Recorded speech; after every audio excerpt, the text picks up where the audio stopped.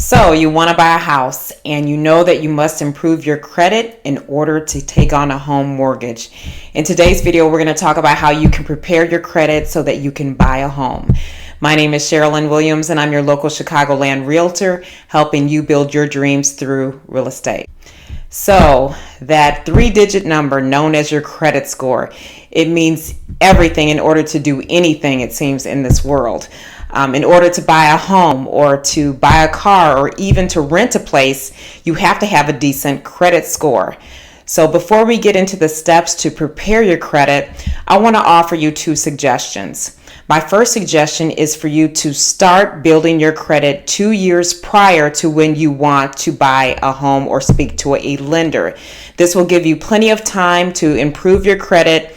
And if you don't have any credit, you can maybe open up a major credit card with a MasterCard or Discover card and start building your credit and improving it.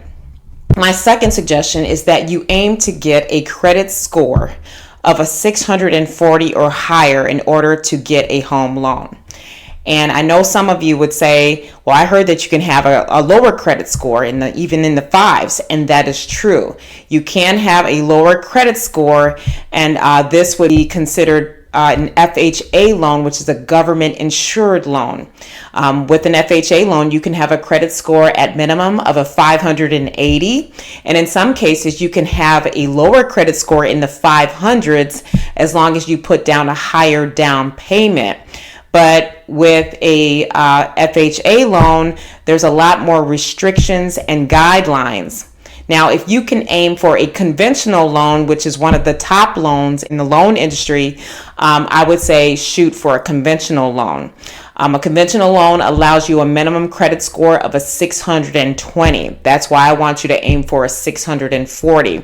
With a conventional loan, you get better loan terms and interest rates.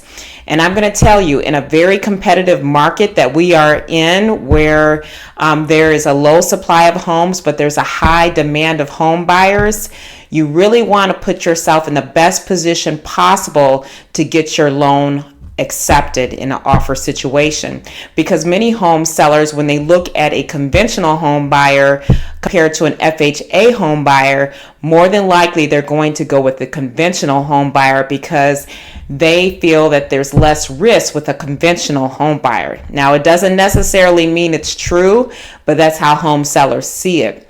They see that since this conventional home buyer is putting more money down, they have a better credit score, and they have a lower debt to income ratio, the chances of that home seller getting to the closing table is greater. So that's why I am telling you to try to aim for a 640 credit score so that you can try and get a conventional loan. Okay, now let's get into the steps and how you can prepare your credit. The first thing that you need to do, if you haven't been doing it already, is you need to check your credit report to see what your credit looks like and to be sure that there are no errors or discrepancies in your report. If you do see any discrepancies, you need to contact that creditor immediately to find out what is going on so that you can get your improve your credit score. Now, the great thing is that you are allowed a free credit report annually without it dinging your credit or dropping your credit score. So please take advantage of that so you can be sure your credit is in good standing before you apply for a home mortgage. The second thing that you need to do to prepare your credit, and most of you know this already, okay, and I don't even have to tell you, is that you must pay your bills on time. It is crucial that you pay your bills on time so that you can get a home loan. Now, some of you may ask, is it better to pay the minimum balance every month, or should I pay the entire balance off? And I would suggest that if you can pay that whole balance off each month, that would be great. But sometimes many of us can't do that, and you can only pay the minimum balance. As long as you pay that minimum balance, you will be just fine. Now, if for some reason you are going to be late with a payment, or maybe you may miss a payment, you want to contact that creditor directly and let them know, because more than likely they would be willing to work with you as long as you communicate that to them. They maybe can set you up on a payment plan, or they can maybe have some other options for you. So never just sweep something, if you're having problems, under the rug and hope, it goes away, because that really can affect you when trying to get a home loan. Okay, the third thing that you want to do to prepare your credit is to look at your credit utilization rate on your cards, or any, credit cards that you have. So your credit utilization rate is the percent of your available credit on your card. So let's look at this example. Let's say you have an available credit of $10,000 on one of your credit cards.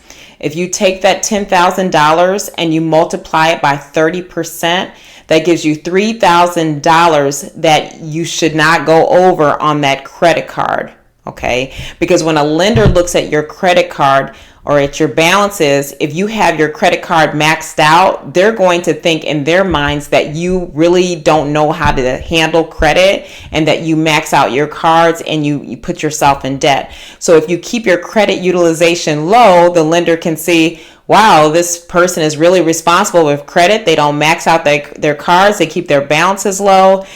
That'd be favorable in the lender's eyes. Now, some of you would say, you know what, I'm just going to pay my credit card off. I'm going to keep the balance at zero, and that should look good to a lender. And I'm going to say that you just don't want your credit to be sitting there. You want the lender to see that you can use your credit, but you can use your credit responsibly by keeping the credit utilization low. If you like the information that I provide in this video, please don't forget to hit the like button and subscribe to my channel so that this information can get out to more home buyers. Now, the last way to improve your credit is to have different types of accounts and trade lines. So they call this having revolving accounts and non-revolving accounts. Revolving accounts are any accounts where there's a different payment every month. So when you go to the Macy's store and you buy clothes, every time you go to Macy's, it's going to be a different balance, right?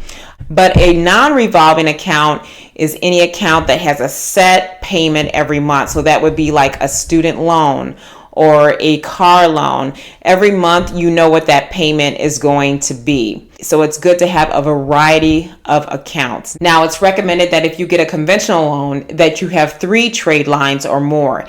And if you get an FHA loan that you have 2 trade lines or more. Now, if you don't have any trade lines, now's the time to go out and get you a major credit card. So if you need any help in getting ideas or suggestions in building up your credit, drop me a comment below or send me a direct message, and let's get you into your brand new home. Thank you for watching.